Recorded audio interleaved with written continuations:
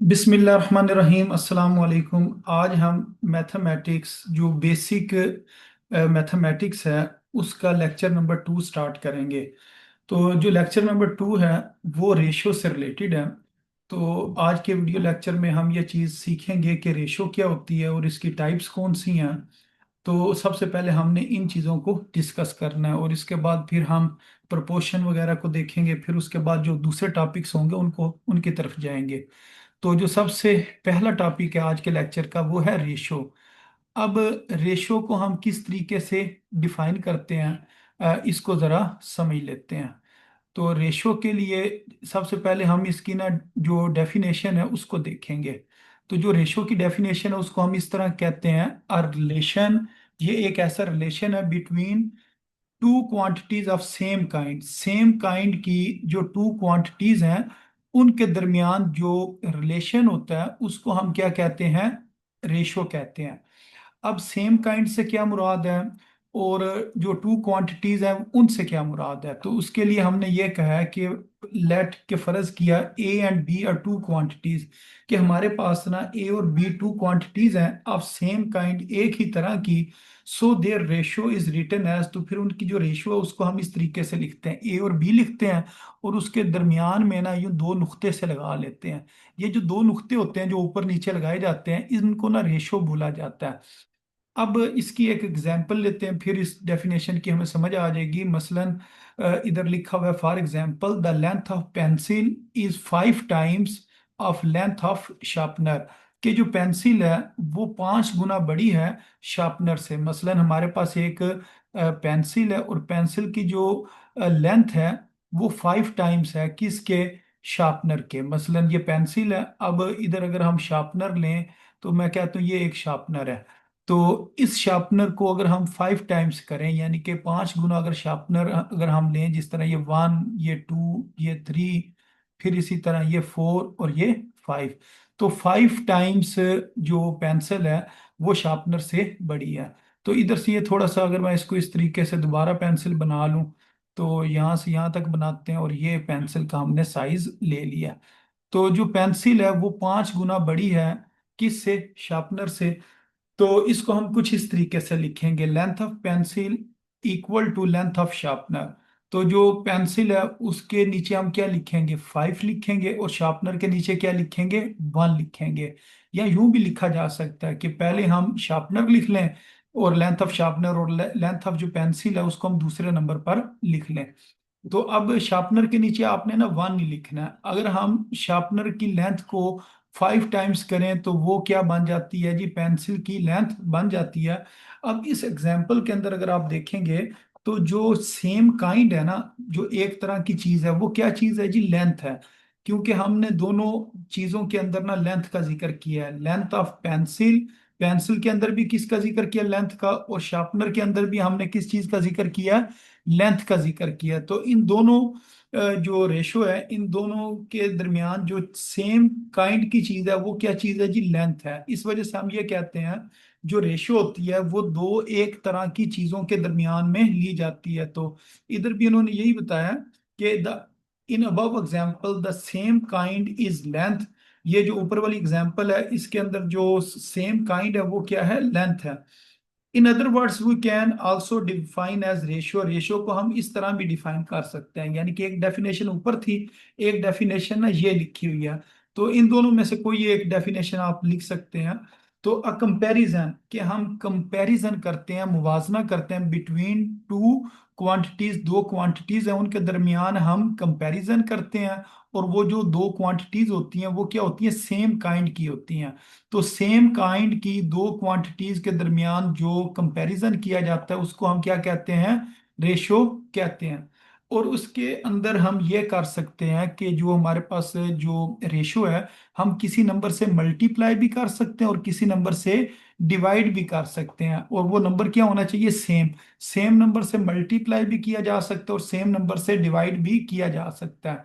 तो इसकी एक एग्जांपल है जी कॉन्टिन्यूस रेशो, यानी कि ये इसकी टाइप्स हैं। तो जो रेशो की एक टाइप है वो क्या है जी, कॉन्टिन्यूस रेशो है। बाद में इनकी ना हम एग्जांपल्स भी मजीद करेंगे। तो प्रैक्टिस के लिए हमने आगे क्वेश्चन रखे हुए हैं। तो कंटिन्यूस रेशो में क्या होता है, if two ratios A ratio B, ये एक हमारे पास रेशो है जो कि ए रेशो बी है, एक हमारे पास रेशो है जिसको हम बी रेशो रेशो सी कह रहे हैं। ये हमारे पास ना दो रेशोज हैं। अब हमने क्या करना है जी, are given for three quantities, और ये तीन क्वांटिटीज से ली गई हैं। और वो तीन जो क्वांटिटीज हैं वो कौन कौन सी हैं, ए बी और सी हैं, यानी कि तीन क्वांटिटीज हैं ए बी और सी। उनसे हमने ना दो रेशोज बनाई हुई हैं, ए रेशो बी और बी रेशो सी बनाई हुई हैं। तो फिर जो इसकी रेशो होगी उसको हम यूं लिखेंगे, then the ratio A ratio B ratio C. तो ये जो इस तरह तीन रेशो को हम इस तरीके से लिखते हैं, तो इसको हम क्या कहते हैं, ये कौन सी रेशो है जी, कंटिन्यूस रेशो है। तो कंटिन्यूस रेशो में दो रेशो को लेकर उनसे जो तीन क्वांटिटीज बनाई जाती हैं, तो उनको हम क्या कहते हैं जी, कंटिन्यूस रेशो कहते हैं। और इसको इस तरीके से लिखा जाता है, किस तरीके से लिखा जाता है, मसलन ए रेशो बी को आपने ऊपर लिख देना है, और जो बी रेशो सी है इसको आपने नीचे लिख देना है, यानी कि बी के नीचे बी आना चाहिए, और यानी कि दरमियान वाली चीज ऊपर नीचे सेम होनी चाहिए, और बाकी शुरू वाली चीज और बाद वाली चीज क्या होगी, मुख्तलिफ होगी, क्योंकि इसमें बी रिपीट हो रहा था। इस वजह से ना इसको इस तरीके से लिखेंगे। अब इसकी मिसाल आप यूं समझें कि वो कह रहे हैं the ratio of Ali income, जो अली की तनख्वाह है, जो इनकम है उसकी, to Ahmad income is 3:5। Ali की और अहमद की जो रेशो है, इनकम की जो रेशो है वो कितनी है जी, 3:5 है। And the ratio of Ahmad income to Irfan income, और जो दो बंदे मजीद हैं, यानी कि एक अहमद और एक इरफान, पहले अली और अहमद था, अब अहमद और इरफान है, इनकी जो रेशोज हैं, इनकम की जो रेशोज हैं वो कितनी है जी, 7:10 है। तो फिर अगर कहा जाए फाइंड द कंटिन्यूस रेशो, अब आपने कंटिन्यूस रेशो जो है अमंग देयर इनकम्स, इनकी जो माहाना आमदनी है उसके दरमियान अगर आपने मालूम करनी है, तो वो किस तरीके से मालूम की जाएंगी। अब ये हमारे पास अगर दो रेशोस दी हों, उनको फिर इस तरीके से सॉल्व किया जाता है। सबसे पहले अली इनकम और अहमद इनकम्स, ये दो इनकम्स हमारे पास थी, तो इसका हमने ये लिख लिया जी 3:5, ये ऊपर क्वेश्चन में हमारे पास था, ये इस जगह पर। अच्छा, उसके बाद जो हमारे पास दूसरे नंबर पर इनकम थी, वो कौन सी थी जी, अहमद की और इरफान की। ये जो अहमद और इरफान की इनकम है, ये कितनी है जी, 7:10। तो इसको हमने इस जगह पर लिख लेना, 7:10 इस जगह पर लिख लिया। अब इनको सॉल्व किस तरह किया जाता है, इनको सॉल्व करने के लिए आपने याद रखना है कि ये वाले जो नंबर है ना, इस तरह इन दो को आपने पहले मल्टीप्लाई करना है, यानी कि 3 को 7 से मल्टीप्लाई करना है, 21 आएगा, वो नीचे इस जगह पर लिख देंगे। फिर इस नीचे वाले नंबर ने अपने ऊपर वाले नंबर से मल्टीप्लाई होना होता है। अब ये दोनों नंबर मल्टीप्लाई होंगे, 7 को जब 5 से मल्टीप्लाई करेंगे 35 आ जाएगा। अब उसके बाद ये ऊपर वाला नंबर और ये जो नीचे वाला नंबर है, इन दो नंबरों ने मल्टीप्लाई होना है। जब 5 को 10 से मल्टीप्लाई करेंगे तो कितना आ जाएगा, 50 आ जाएगा। तो इस तरह ना ये हमारे पास कंटिन्यूस रेशो आ जाएगी। तो हमारे पास दो रेशोज थी, दो रेशो से हमने क्या किया, उनको ऊपर नीचे लिखकर और उनकी मल्टीप्लिकेशन जिस तरह इस जगह पर की हुई है, इसके मुताबिक मल्टीप्लिकेशन की, और हमने जवाब निकाल लिया। तो इसके अंदर करना क्या होता है, ये वाले जो नंबर होते हैं इनको मल्टीप्लाई करते हैं और जवाब इस जगह पर लिखते हैं, फिर निचले नंबर को ऊपर वाले नंबर से मल्टीप्लाई करते हैं और इसका आंसर इधर लिखते हैं, फिर ऊपर वाले नंबर को ये निचले नंबर के साथ मल्टीप्लाई करते हैं और इसका आंसर इस जगह पर लिख लिया जाता है। तो इस तरह ना कंटिन्यूस रेशियो जो है वो मालूम की जा सकती है। तो इधर ये जो चीज लिखी हुई है ना, ये मल्टीप्लाई का साइन है, यानी कि ये इधर बताया हुआ है, इससे क्या मुराद है जी, मल्टीप्लाई, आपने इस तरह मल्टीप्लाई करना है। तो इसके साथ के एक और क्वेश्चन देख लेते हैं जी कंटिन्यूस रेशियो का।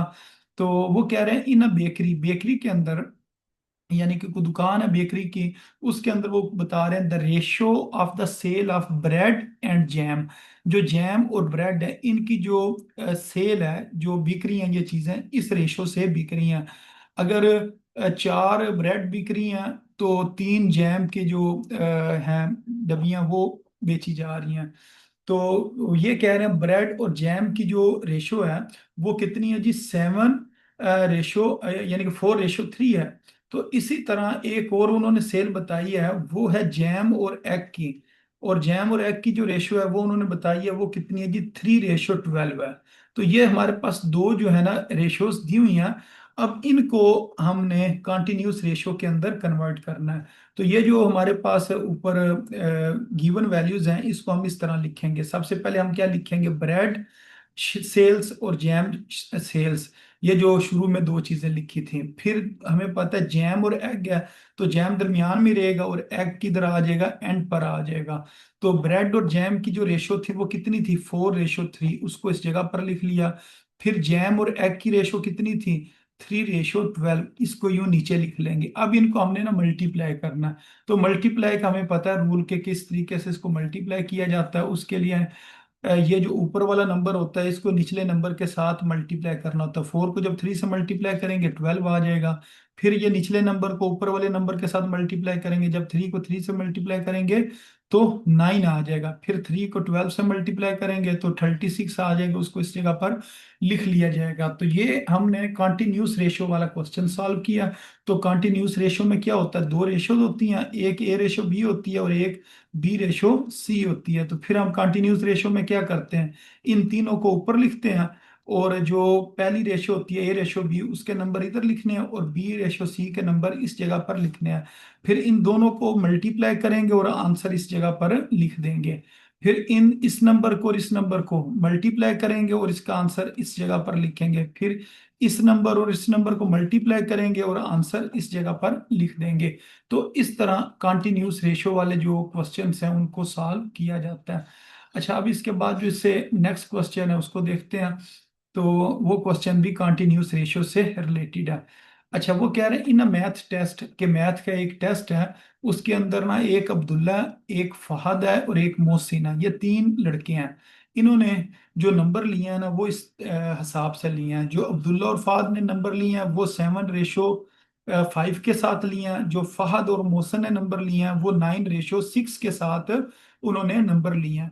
अब इसकी हमने क्या करनी है, फाइंड कंटिन्यूस रेशो। जो इनके नंबर्स हैं, मार्क्स हैं, उनके दरमियान कंटिन्यूस रेशो मालूम करनी है अब्दुल्ला, फहद और मोहसन की। तो अब हम क्या करेंगे, इस जगह पर लिखेंगे जी अब्दुल्ला, फहद और मोहसन, ये तीनों नाम हमने लिख लिए। अब सबसे पहले 7:5 इस जगह पर लिखा जाएगा, 7:5 ऊपर लिख लेंगे और 9:6 को हमने नीचे इस जगह पर लिख लेना है। अब इसको हमने ना सॉल्व करना है। तो सॉल्व करने का हमें पता है, इस 7 ने 9 के साथ मल्टीप्लाई होना है। जब 7 को 9 से मल्टीप्लाई करेंगे 63 आएगा, इधर लिखेंगे। फिर इस 9 को 5 से मल्टीप्लाई करेंगे 45 आएगा, इस जगह पर लिख देंगे। फिर 5 को 6 से मल्टीप्लाई करेंगे तो 30 आएगा, इस जगह पर इसका जवाब आ जाएगा। तो इसका मतलब अब्दुल्ला, फाद और मोहसन, इनके नंबर्स के दरमियान जो कंटिन्यूस रेशो है वो 63, 45 और 30 की है। तो इसको इस तरह सॉल्व करना था। अच्छा, ये जो क्वेश्चन थे ना ये कंटिन्यूस रेशियो से रिलेटेड थे। जो हमने सबसे पहला टॉपिक पढ़ा था ना वो खाली रेशियो से रिलेटेड था। तो जो रेशियो वाला टॉपिक है उसकी एग्जांपल्स जो हैं उनको अब हम समझते हैं। यानी कि अब हमने सबसे पहले जहाँ लेक्चर स्टार्ट किया था ना उधर रेशियो वाला टॉपिक था। तो उसके बाद कंटिन्यूस रेशियो था। कंटिन्यूस रेशियो की तो हमने एग्जांपल्स या क्वेश्चंस तो देख लिए हैं। अब जो रेशियो वाले क्वेश्चंस हैं या एग्जांपल्स हैं उनको देखते हैं। तो इसके अंदर ना सिर्फ दो ही होती हैं वैल्यूज हमारे पास। कंटिन्यूस में दो रेशियोज होती हैं, इसमें एक रेशियो होती है। If old price of book was 990, वो कह रहे हैं किताब की जो पुरानी कीमत है वो 990 रुपीज है, एंड न्यू प्राइस इज 1200। यानी कि पहले किताब 990 की आ रही थी और अब किताब कितने की आ रही है, 1200 की आ रही है। Then find the ratio of increase price, जो कीमत बढ़ी है किस रेशो से बढ़ी है वो आपने मालूम करना है। कि अगर किताब पहले 990 की थी और अब जो किताब है वो 1200 की हो गई है तो प्राइस के अंदर कितना इंक्रीज आया रेशो के हिसाब से, वो आपने बताना है। तो इधर आप लिखेंगे old price, new price. Old price के नीचे 990 और न्यू प्राइस के नीचे 1200। अब हमने ना एक रूल भी ये पढ़ा था कि हम सेम नंबर से डिवाइड कर सकते हैं और मल्टीप्लाई भी कर सकते हैं। तो इस क्वेश्चन को क्योंकि हमने सॉल्व करना है और सिंप्लीफाई करना है, इस वजह से हम क्या करेंगे, दोनों के नीचे ना 10 10 लिख देंगे। सेम नंबर से ना हम डिवाइड कर देंगे। अब ये वाला जीरो और ये वाला जीरो कैंसिल हो जाएगा। तो ये 99 डिवाइडेड बाय 1, 120 डिवाइडेड बाय 1, तो वो 99 और 120 आ जाएगा। अब दोबारा इसको हम ना सेम नंबर से डिवाइड कर सकते हैं, यानी कि 3 3 से डिवाइड कर सकते हैं। इसके नीचे भी 3 लिखेंगे, इसके नीचे भी 3 लिखेंगे। अब इसकी हम कटिंग करेंगे, 3 1 3 और 3 33 टाइम्स 99 होता है। इसी तरह 3 1 3 और 3 40 टाइम्स 120 होता है। तो इधर 33 आ गया और इधर 40 आ गया। तो अब जो प्राइस में इंक्रीज आया वो रेशो के हिसाब से अगर देखा जाए, तो पहले वो अगर 33 की थी तो अब वो कितने की हो गई है जी, 40 की हो गई है। तो इसका ये ना रेशो के हिसाब से हमने इसका जवाब लिखा कि अगर वो चीज पहले 33 रुपए की मिल रही है तो अब वो कितने की मिलेगी, 40 की मिलेगी। जिस तरह पहले वो 990 की मिल रही थी और बाद में कितने की हो गई थी, 1200 की। तो इस तरह ना हम रेशो वाले क्वेश्चन को सॉल्व करते हैं। अच्छा, इधर एक और क्वेश्चन देखते हैं जो इससे रिलेटेड है। तो इस क्वेश्चन में वो ये कह रहे हैं, if new mass of Zubair, जो जुबैर है उसका जो नया वजन है वो 90 kg है, यानी कि जुबैर एक लड़का है और उसका जो वजन है वो 90 किलो है। And old mass was 120 kg, और पहले उसका ना वजन 120 किलो था। तो पहले वो 120 किलो था और बाद में वो कितने का हो गया जी, 90 किलो का हो गया। मतलब उसने डाइटिंग की, एक्सरसाइज की, तो उसने अपना वजन ना कम कर लिया। तो वो अब कह रहे हैं then find the ratio of decrease message, जो वजन के अंदर कमी आई है ना, अब वो आपने मालूम करनी है कि उसके अंदर कितने रेशियो के हिसाब से कमी आई है। तो ये जो डिक्रीज मैस हुआ है उसके मुतालिक वो कह रहे हैं बताएं। तो हम क्या लिखेंगे जी, न्यू मैस और ओल्ड मैस। तो मैस से मुराद वजन ही है। तो वो 90 kg है और ये 120 kg है। तो पहले वो 120 का था, अब जो नया वजन है उसका वो 90 kg है। तो अब इन दोनों नंबरों को हम 10 से डिवाइड कर सकते हैं। तो दोनों के नीचे 10 10 लिखा, फिर ये जीरो और ये जीरो कैंसिल हो जाएंगे। ये 9/1 9 होता है, 12/1 12 होता है। अब ये दोबारा ना 3 के ऊपर डिवाइड हो रहे हैं। तो इन दोनों नंबरों को हमने ना 3 के ऊपर डिवाइड कर देना है। इसको भी 3 पर डिवाइड करना है और इसको भी 3 पर डिवाइड करना है। 3 1 3 3 3 9, 3 1 3 और 3 4 12। 3/4 जो है ना ये आ गया। सो मैस डिक्रीज, जो मैस है वो डिक्रीज हो गया है इन द रेशो 3/4। अगर पहले उसका वजन 4 था, यानी कि 4 kg था, अब कितना हो गया जी, 3 kg। तो इसी तरह पहले उसका वजन कितना था, 120, अब कितना हो गया, 9 हो गया। तो इसका मतलब इसको अगर हम सिंप्लीफाई करके इसको रेशो के अंदर बताएं, जो सिंपलेस्ट रेशियो है वो कितनी बनेगी, 3/4 बनेगी। तो इस हिसाब से उसका वजन जो है ना वो डिक्रीज किया है। तो इस तरह ना ये रेशो वाला जो टॉपिक था और उसकी एक टाइप थी कॉन्टिन्यूस रेशो, वो मुकम्मल हो गई है। अब इसके बाद जो नेक्स्ट टॉपिक है वो है प्रपोर्शन। तो प्रपोर्शन वाला जो टॉपिक है ना, अभी इसको हम समझते हैं। तो प्रपोर्शन क्या होती है, इसको किस तरीके से डिफाइन किया जाता है। अ प्रपोर्शन इज अ स्टेटमेंट, ये एक ऐसी स्टेटमेंट होती है विच इज एक्सप्रेस, जिसको हम बयान करते हैं as an equivalence of two ratio, के दो जो रेशोज हैं उनके दरमियान इक्विलेंस लेनी है, यानी कि उनके दरमियान हमने बराबरी लेनी है। मसलन एक रेशो ये है और एक रेशो ये है, दो रेशोज हैं। इन दोनों रेशोज के दरमियान हमने क्या करना है, इक्विलेंस लेनी है। इक्विलेंस के लिए ना इस तरह हम ये निशान लगा लेते हैं, ये वाला ना प्रोपोर्शन की अलामत है। चार नुक्ते जो लगाए जाते हैं ना, इसको प्रोपोर्शन कहा जाता है। और इस प्रोपोर्शन को ना हम इक्वल के अंदर चेंज करते हैं, यानी कि बाद में ये जो प्रोपोर्शन होती है ये किस में चेंज हो जाती है, इक्विलेंस में, यानी कि इक्वल में ये चेंज हो जाती है।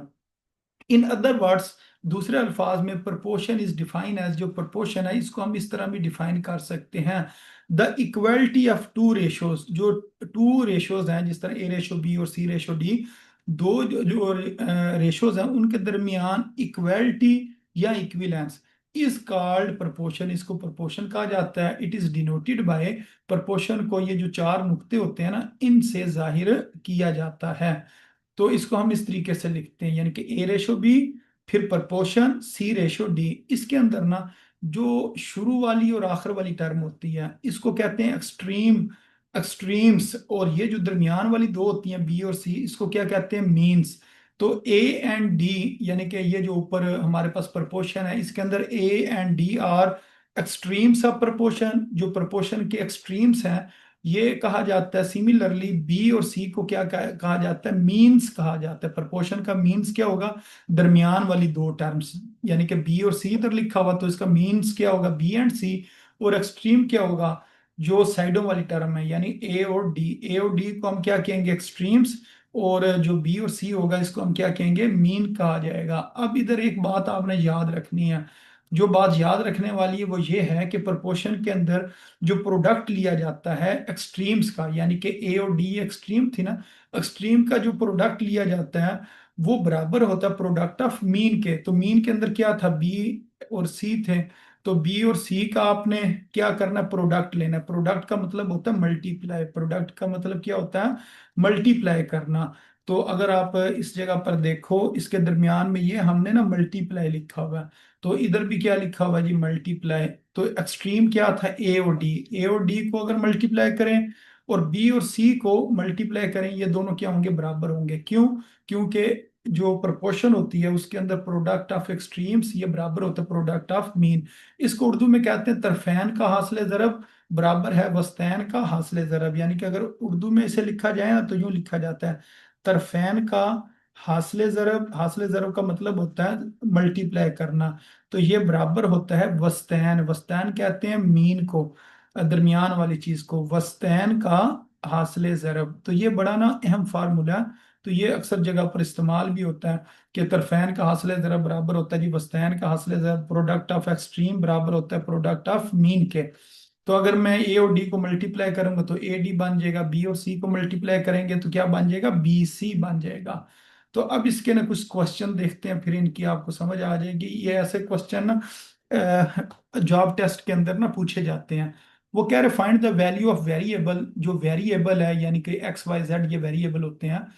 तो जो वेरिएबल है उसकी आपने वैल्यू मालूम करनी है इन द फॉलोइंग प्रोपोर्शन। ये जो प्रोपोर्शन दिया गया है, प्रोपोर्शन में क्या होती हैं, दो रेशोज होती हैं। मसलन एक रेशो ये है, एक रेशो ये, और बीच में ये प्रोपोर्शन का साइन है। तो वो ये कह रहे हैं ये जो प्रोपोर्शन हमारे पास दी हुई है इसके अंदर से आपने वेरिएबल की वैल्यू मालूम करनी है। वेरिएबल इधर एक्स है तो उसका मतलब हमने एक्स की जो वैल्यू है ना वो फाइंड करनी है। तो एक्स की वैल्यू फाइंड करने के लिए हम क्या करेंगे कि इस चीज को एक दफा ना दोबारा लिखेंगे। एक मिनट, ये जरा सिर्फ एक मिनट इधर ना आप इंतजार करें। ये जरा इसकी ना पिन।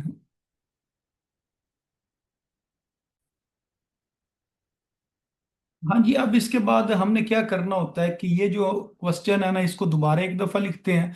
फिर जो हमारे पास होता है ना प्रोडक्ट ऑफ एक्सट्रीम, एक्सट्रीम होता है बाहर वाली जो साइडों वाली जो टर्म्स होती हैं। तो ये एक्सट्रीम वैल्यूज हमारे पास क्या है, 7 और 50।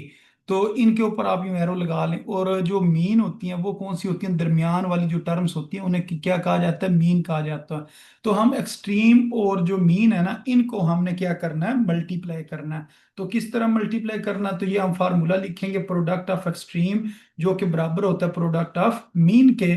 तो अब ये 7 को हमने मल्टीप्लाई करना है 50 के साथ, तो इस जगह पर लिख देंगे। फिर 6 को मल्टीप्लाई करना है एक्स के साथ, तो इस जगह पर 6 × एक्स लिख देंगे। जब 6 एक्स से मल्टीप्लाई होगा 6 एक्स बन जाएगा।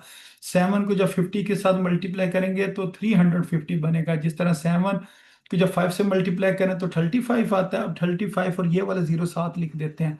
अब 6 इधर मल्टीप्लाई हो रहा है, इधर आके डिवाइड होगा। तो फिर इसकी हमने ना डिवीजन करनी है कि इसको डिवाइड करना है। तो इसको ना इस साइड के ऊपर डिवाइड किया हुआ है, ये मैं आपको दिखाता हूँ। वहां से फिर आपको इसकी समझ आ जाएगी। मसलन ये देखें, 350 अंदर रखा और 6 को बाहर लिखा, तो 6 5 ज़ार 30। अब 35 में से 30 निकालेंगे 5 आ जाएगा, ऊपर से ये वाला जीरो नीचे आ जाएगा। और 6 8 बार 48, और 50 में से 48 निकालेंगे, इधर 2 आ जाएगा। अब इधर पॉइंट लगाएंगे, पॉइंट लगाने के बाद इस जगह पर हम जीरो लिख सकते हैं। अब 6 को 3 से मल्टीप्लाई करेंगे 18 आएगा, 20 में से 18 निकालेंगे 2 आएगा, फिर इधर जीरो आ जाएगा। फिर दोबारा इसको करेंगे, फिर 18 आएगा, फिर 2 आएगा, फिर जीरो लगाएंगे, फिर 18, यानी कि ये इस तरह ना चलते जाएंगे। तो ये इसका आंसर आ जाएगा 58.33। ये हमारे पास किसकी वैल्यू आ गई है, एक्स की वैल्यू हमने इस तरीके से इसकी फाइंड करनी थी। अच्छा, उसके बाद जो इससे नेक्स्ट क्वेश्चन है उसको देखते हैं। तो ये क्वेश्चन लिखा हुआ है जी y/8, और इसके आगे लिखा हुआ है जी प्रपोर्शन 45/20। तो इसके अंदर भी हमने क्या करना है, जो फर्स्ट टर्म है और लास्ट टर्म है इनको हमने एरो लगा लेना है कि इन दोनों टर्म्स को मल्टीप्लाई करना, और ये जो मीन वाली टर्म्स हैं इनको हमने मल्टीप्लाई करना होता है। तो अब ये लिख देंगे जी प्रोडक्ट ऑफ एक्सट्रीम बराबर है जी प्रोडक्ट ऑफ मीन के। तो y को मल्टीप्लाई करेंगे 20 के साथ, फिर 8 को मल्टीप्लाई करेंगे 45 के साथ, तो ये 20y बन गया। 8 को जब 45 से मल्टीप्लाई करेंगे तो ये कितना बन जाएगा, 360 बन जाएगा। अब ये जो 20 इधर मल्टीप्लाई हो रहा है इधर आके डिवाइड होगा, फिर जीरो और जीरो कैंसिल हो जाएंगे। 36 को 2 पे डिवाइड करेंगे तो हमारे पास आंसर कितना आ जाएगा, 18 आ जाएगा। तो इस तरह ना इस क्वेश्चन को सॉल्व करना था। अच्छा, उसके बाद एक होता है जी डायरेक्ट प्रोपोर्शन। अब डायरेक्ट प्रोपोर्शन क्या है, two quantities are said to be in direct proportion. हमारे पास अगर क्या हो, टू क्वांटिटीज हो, उसको हम कहेंगे ये डायरेक्ट प्रोपोर्शन में है। If increase of one quantity cause the increase of other quantity, एक चीज के बढ़ाने से दूसरी चीज बढ़े, तो एक क्वांटिटी के बढ़ाने से दूसरी क्वांटिटी बढ़े, तो इसको हम क्या कहते हैं, डायरेक्ट प्रोपोर्शन कहते हैं। इन the same ratio, same ratio से वो बढ़नी चाहिए। Similarly decrease in one quantity, अगर एक क्वांटिटी को हम कम करें या डिक्रीज करें, काज the decrease in the other quantity, दूसरी क्वांटिटी के अंदर भी क्या हो, डिक्रीज आए इन the same ratio, same ratio के अंदर। आप यूं समझें कि हमने पेट्रोल लेना है और हमारे पास पैसे हैं पेट्रोल, और कह लें कि हमारे पास क्या है जी, रुपीज हैं। तो ये हमारे पास ना दो चीजें हैं। अब अगर हम पैसे बढ़ाएंगे तो पेट्रोल भी क्या होगा, बढ़ेगा, यानी कि ज्यादा पैसे देंगे तो ज्यादा पेट्रोल मिलेगा। तो एक क्वांटिटी के बढ़ाने से दूसरी क्वांटिटी सेम रेशो से बढ़ रही है। अगर हम ज्यादा पैसे बढ़ा देंगे तो ज्यादा पेट्रोल मिलेगा, अगर थोड़े पैसे बढ़ाएंगे तो थोड़ा पेट्रोल बढ़ेगा। इसी तरह अगर हम पैसे कम करेंगे तो पेट्रोल भी क्या होगा जी, कम हो जाएगा, यानी कि उसकी क्वांटिटी कम हमें मिलेगी। तो इसको हम कहते हैं डायरेक्ट प्रोपोर्शन। एक चीज के बढ़ाने से दूसरी चीज क्या हो, बढ़े, या एक चीज के कम करने से दूसरी चीज कम हो, ये होती है डायरेक्ट प्रोपोर्शन। तो इसकी जो एग्जांपल्स हैं वो इस जगह पर देखते हैं। तो इधर एग्जांपल लिखी हुई है, द क्वांटिटी ऑफ पेन, जो पेन्स हैं उनकी क्वांटिटी इंक्रीज हो जाएगी, the price of pen will also be increase. अगर हम किसी दुकान पे जाते हैं और जाकर पेन खरीदते हैं, और अगर हम पेन्स की क्वांटिटी बढ़ा दें, यानी कि हम कहें जी हमें 10 पेन चाहिए, तो उनको ये पैसे हमें ज्यादा देने पड़ेंगे। अगर हम कहेंगे जी 20 पेन चाहिए तो फिर पैसे हमें मजीद ज्यादा देने पड़ेंगे। तो अगर हम पेन की क्वांटिटी बढ़ाते जाएंगे तो जो पेन की प्राइस है, जो टोटल प्राइस है वो भी क्या होगी, बढ़ती जाएगी। तो similarly if the quantity of pen decrease, अगर हम पेन्स की तादाद कम कर दें तो price of pens will also be decrease. इसी तरह इसका एक क्वेश्चन है, वो क्वेश्चन ये है कि if the cost of 12 pens, अगर 12 पेन है और उनकी कीमत कितनी है, 600 रुपये है। अगर 12 पेन की कीमत कितनी है, 600 है, तो then find the cost of 18 such pen. तो इस तरह के अगर 18 पेन होंगे तो उनकी कीमत क्या होगी। तो इधर हमने लिख लिया जी कास्ट ऑफ पेन्स और नंबर ऑफ पेन्स। तो 12 पेन्स हैं और उनकी कास्ट यानी कि उनकी कीमत कितनी है जी, 600। और ये अब तादाद कितनी होगी जी, 18 होगी। पहले 12 थी, अब कितनी होगी, 18 होगी। तो अब इसकी कीमत क्या होगी। तो ये हमें पता है, ये हमारे पास डायरेक्ट प्रोपोर्शन है। डायरेक्ट प्रोपोर्शन से मुराद ये है कि एक चीज के बढ़ाने से दूसरी चीज बढ़ती है। तो ऐसे जो क्वेश्चन होते हैं तो उसको किस तरीके से सॉल्व किया जाता है कि उनके साथ में एरो लगाए जाते हैं, और जो एरो होते हैं उनकी डायरेक्शन सेम रखी जाती है। मसलन इसको भी ऊपर को बनाना है और ये वाला भी एरो आपने ऊपर की तरफ बना देना। तो अगर हम चाहते तो दोनों एरो नीचे की तरफ भी बना सकते थे, यानी कि दोनों एरो यहाँ तो इस तरह लगा देने हैं, यहाँ क्या करना है, ऊपर की तरफ लगा देने, ये आपकी मर्जी है।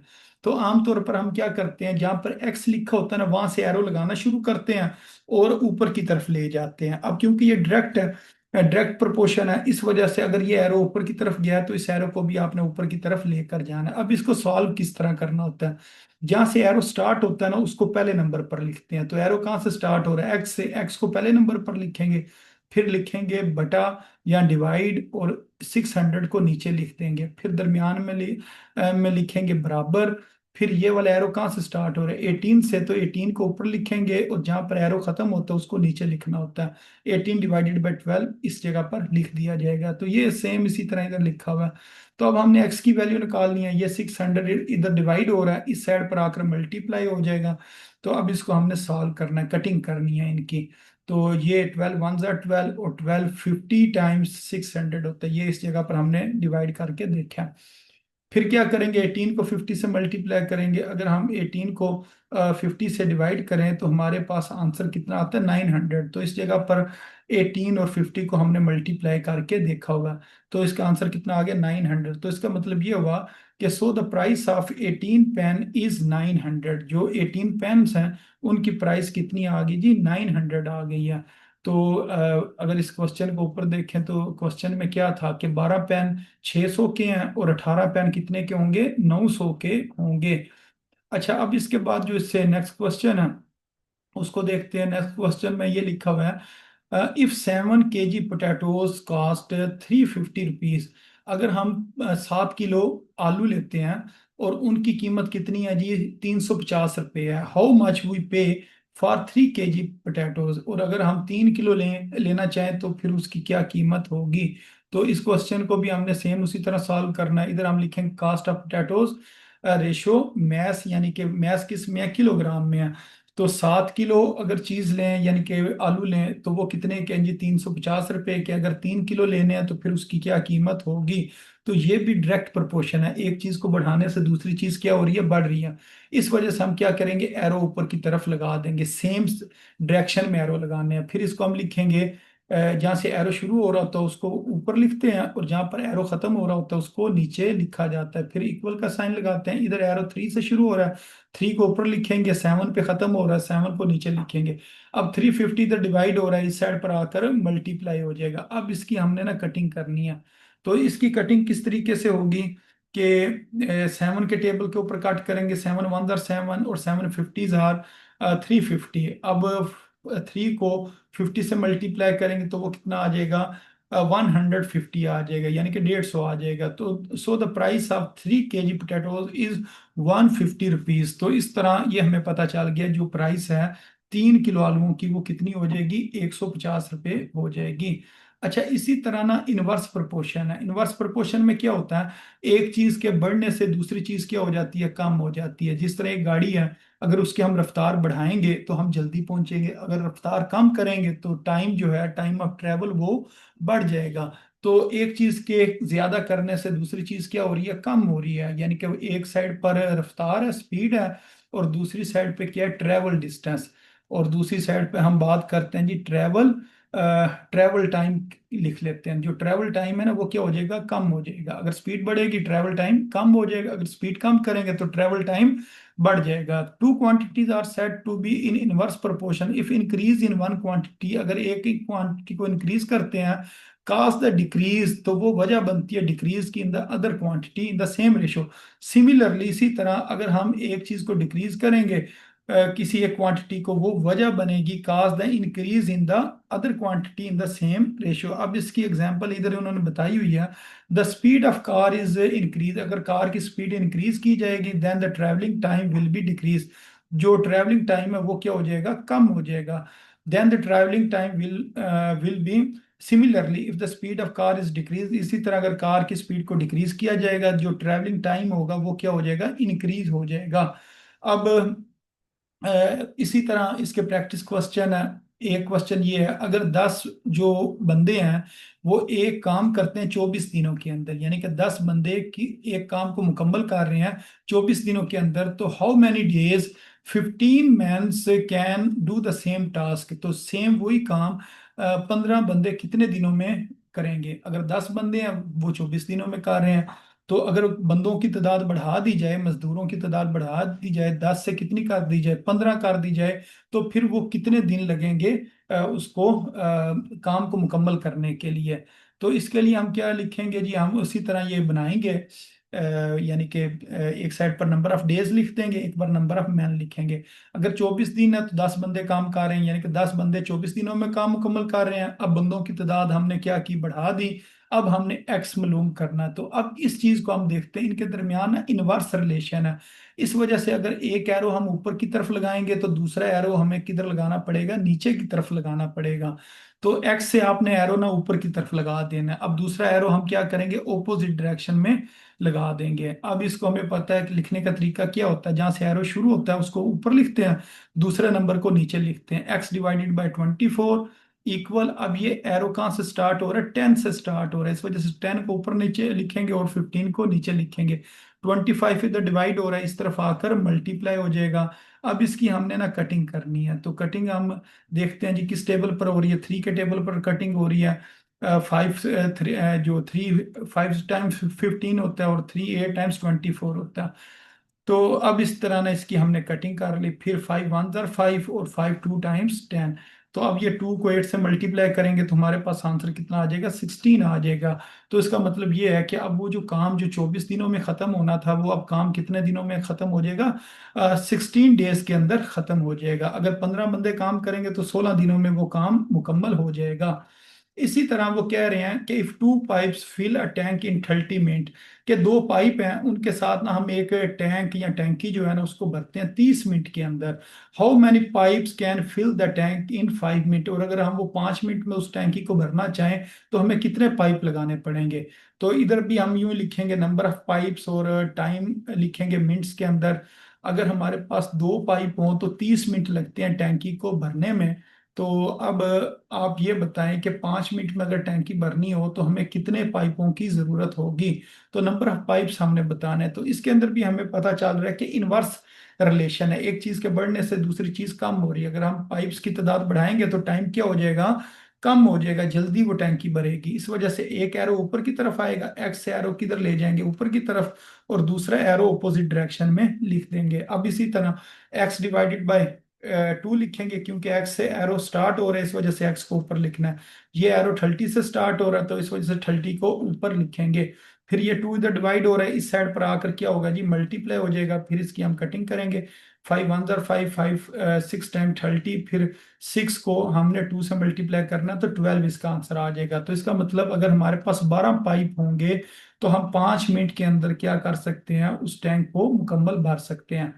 इसी तरह अगर ये हमारे पास आ जाएं जी, तीन चीजें आ जाएं, मसलन मैन, डेज और आवर्स। जिस तरह 30 बंदे किसी रोड की मुरम्मत कर रहे हैं और वो 56 डेज के अंदर उस रोड की मुरम्मत करते हैं, और हर रोज वो कितना काम करते हैं जी, 6 घंटे काम करते हैं। यानी कि वो डेली 6 घंटे काम करके 30 बंदे 56 डेज के अंदर काम मुकम्मल कर रहे हैं। कहते हैं in how many days 45 mens will repair the same road by working 7 hours. अब वो कह रहे हैं पहले वो 6 घंटे काम करते थे, अब वो 7 घंटे काम कर रहे हैं। और वो पहले बंदे कितने थे, 30 बंदे थे, अब बंदे कितने हो गए, 45 हो गए। तो वो कहते हैं बताएं कितने दिनों में काम मुकम्मल होगा।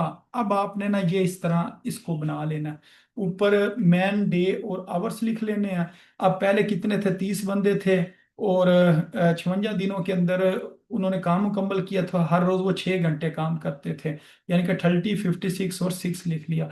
अब बंदों की तादाद उन्होंने कितनी कर ली, 45, और डेज कितने हो गए वो हमने मालूम करने, इस वजह से इधर एक्स लिखेंगे। और आवर्स का हमें पता है क्वेश्चन में वो कितने जी, 7 है, तो इधर 7 लिख देंगे। तो अब सबसे पहले ना आपने इन दो का आपस में रिलेशन देखना है कि अगर बंदे यानी कि टाइम हम बढ़ाएं तो डेज कम हो रहे हैं। यानी कि अगर वो पहले 6 घंटे काम कर रहे थे तो वो 56 डेज में काम मुकम्मल करते हैं। अगर वो हर रोज टाइम ज्यादा लगाते हैं, यानी कि 6 के बजाय 7 घंटे लगाते हैं, तो वो क्या होगा, काम जल्दी मुकम्मल होगा। तो इनका आपस में जो रिलेशन है वो कौन सा है जी, इनवर्स रिलेशन है।